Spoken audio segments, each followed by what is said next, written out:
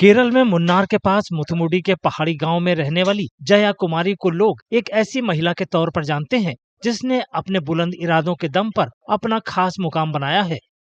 लगभग 2 दशकों से जया कुमारी अपने घर तक जाने वाली ऊबड़ खाबड़ सड़क पर जीप चलाती हैं। ये रास्ता पत्थरों, खड़ी ढलानों और मुश्किलों से भरा है, जिसकी वजह से यहाँ जीप चलाना एक जरूरत बन गया है। हालांकि जीप चलाना तो जया कुमारी की कहानी का सिर्फ एक हिस्सा भर है।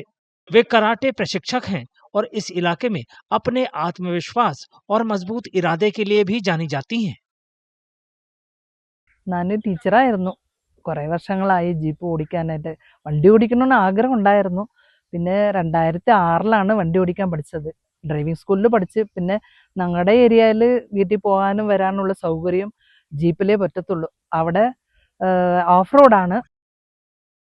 जया कुमारी की जिंदगी ने उस वक्त एक अलग मोड़ ले लिया जब उनके छोटे भाई की अचानक मौत हो गई।